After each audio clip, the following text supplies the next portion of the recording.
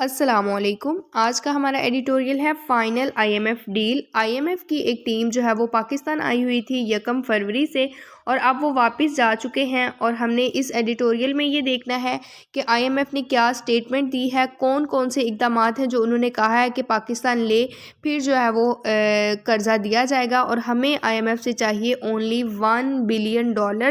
और इन $1 बिलियन के लिए हमें अपने मुल्क में जो है वो कौन कौन सी चीज़ें जो है वो इम्प्लीमेंट करनी पड़ेंगी, टैक्स कितना लगाना है, पेट्रोल की कीमतों में इजाफा करना है या नहीं, सब्सिडीज़ को किस हद तक कम करना है।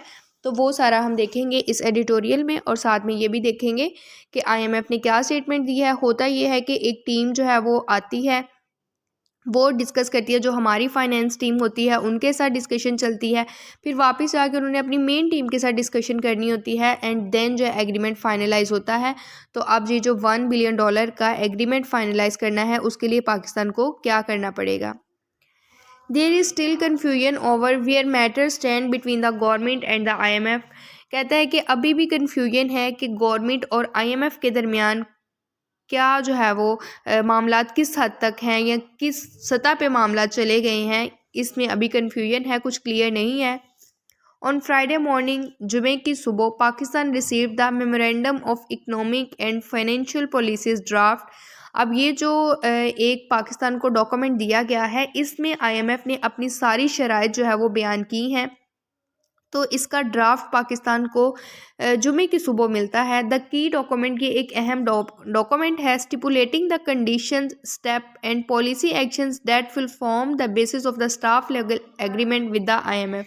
अब आईएमएफ के साथ एग्रीमेंट करने के लिए जिन कंडीशंस का, जिन स्टेप्स और पॉलिसीज़ पे अमल दरामद करना है, वो सब कुछ मौजूद है इस memorandum of economic and financial policies के ड्राफ्ट में। The government is interpreting it as the settlement of its differences with the fund. अब गवर्नमेंट जो है वो इस डॉक्यूमेंट को ऐसे इंटरप्रेट कर रही है कि ये सेटलमेंट है जो भी आईएमएफ के साथ हमारे इख्तलाफात हैं उस हवाले से।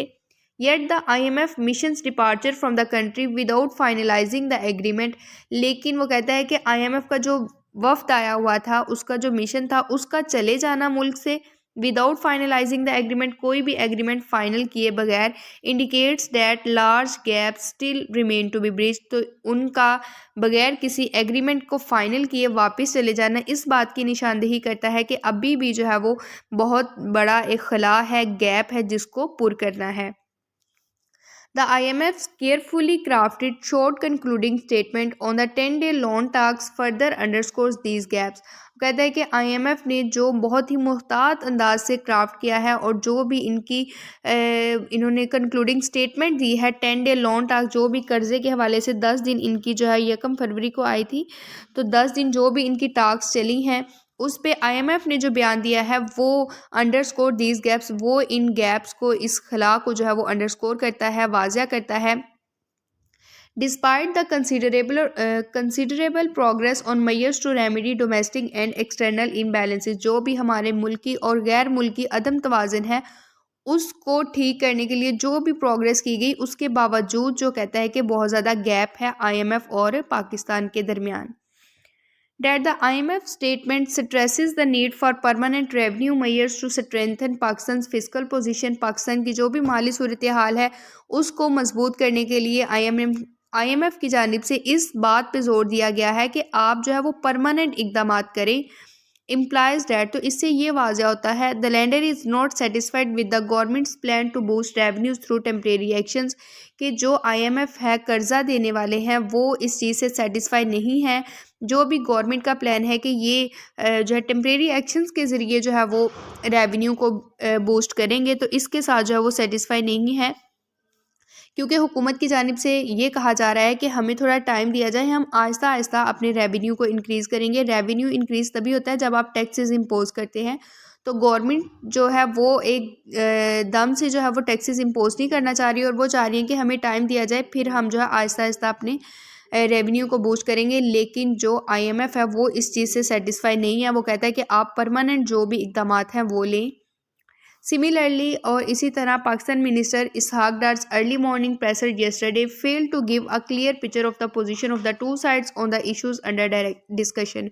जो भी ये मुतालबात, जो भी इश्यूज चल रहे हैं, उस हवाले से दोनों साइड्स की जो पोजीशन है उसकी एक वाज़िया तस्वीर नहीं दे सके पाकिस्तान के फाइनेंस मिनिस्टर इसहाक डार अपनी जो उनकी प्रेस रिलीज़ थी उसमें। But we know is that, हम ये जानते हैं कि Islamabad has agree to impose taxes of Rs 170 billion, कि पाकिस्तान ने एग्री किया है कि वो 170 बिलियन तक के जो है टैक्सेस इम्पोज करेगा। रिड्यूस, ये कहा गया है आईएमएफ की जानिब से कि ये इकदाम किए जाएँ। Reduce untargeted gas and energy subsidies, जो भी राहत दी गई है गैस और बिजली के हवाले से उसको रिड्यूस करेंगे। Increase PDL on diesel by Rs 10 to Rs 50, 10 से लेके 50 तक डीजल की कीमतों में इजाफा किया जाए। Raise allocations for BISP by 40 billion and cap the gas sector circular debt at its current level, और जो करंट लेवल पे मौजूदा सतह पे डेट चल रहा है गैस सेक्टर का उसको भी महदूद किया जाए। इसका जो अब चल रहा है वो आई थिंक 4.17 ट्रिलियन है सर्कुलर डेट गैस सेक्टर का। तो इन सारी चीज़ों को उन्होंने कहा है कि कम किया जाए। इन शॉर्ट के आपने अपने रेवेन्यू को बूस्ट करना है, टैक्सेस इम्पोज करें, जो सब्सिडीज़ दी गई हैं गैस और एनर्जी में उसको कम करें, डीजल पेट्रोल की कीमतों में इजाफा करें। With negotiations on the MEFP, ये वो डॉक्यूमेंट है जो IMF की जानिब से भेजा गया जिसमें उन्होंने अपनी सारी शराइत लिखी हैं। टू कंटिन्यू वर्चुअली, अब वो कह रहे हैं कि जो भी बातचीत है वो ऑनलाइन तो चलेगी फ्रॉम मंडे, पीर के रोज़ से, to discuss the measures needed before the final agreement is signed. Final agreement sign करने से पहले जो भी ज़रूरी इकदाम लेने हैं उनको डिस्कस करने के लिए ऑनलाइन बातचीत जो है वो IMF के साथ जारी रहेगी।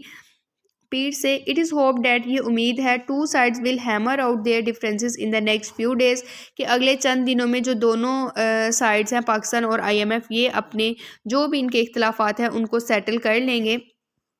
The onus of convincing the fund to soften some of its conditions and settle differences will obviously be on Islamabad.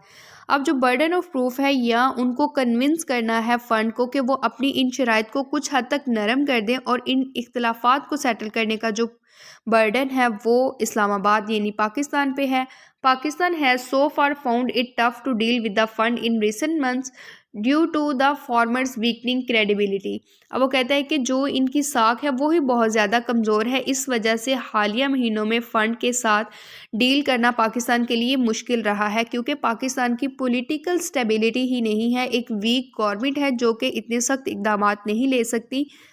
As a result, इसके नतीजे में वी हैव सीन, हमने देखा, इट्स रिजर्व्स ड्रॉप क्रिटिकली, यानी कि जो पाकिस्तान के फॉरेन एक्सचेंज रिजर्व्स हैं वो 3 बिलियन तक आ गए हैं because of dwindling official foreign inflows. जो भी सरकारी गैर मुल्की अराइवल होता है उसमें कमी की वजह से, यानी कि बाहर के मुल्क से जो है वो इन्वेस्टमेंट नहीं आ रही, डॉलर्स नहीं आ रही, इसलिए पाकिस्तान के फॉरेन एक्सचेंज रिजर्व्स जो हैं वो 3 बिलियन तक आ चुके हैं। वी डोंट नो, हम नहीं जानते exactly what the final agreement with the IMF would Intel for the people, के IMF के साथ जो भी फाइनल एग्रीमेंट होता है उसका अवाम को क्या फ़ायदा होगा। However, it is clear that, ये वाजिया है, the measures that are needed to put the economy back on track, कि इकोनॉमी को अपने ट्रैक पे वापस लाने के लिए would bring significant hardship to the common Pakistani. तो इकोनॉमी को बैक करने के लिए, यानी कि उसको उसके ट्रैक पे लाने के लिए आम पाकिस्तानी को बहुत ज़्यादा मुश्किलात का सामना रहेगा। A price that can no longer be avoided और मिनिमाइज्ड अनफॉर्चुनेटली, और ये वो कीमत है जिसको हम जो है वो मज़ीद ना तो अवॉइड कर सकते हैं और ना ही कम कर सकते हैं बदकिस्मती से। कन्वर्सली, इसके बरक्स, the failure to close the deal quickly will have more serious consequences, कि अगर ये डील जो है वो नाकाम हो जाती है या इसको जो है वो हम क्विकली सॉल्व नहीं कर पाते तो इसके ज़्यादा जो है वो सीरियस नताइज जो है वो सामने आएंगे। There is a lesson to be learn from Sri Lanka, Sri Lanka जो कि डिफ़ॉल्ट हो गया था उससे सबक सीखने की ज़रूरत है। Things can get a lot more difficult for Pakistan, Pakistan के लिए चीज़ें मज़ीद मुश्किल हो सकती हैं।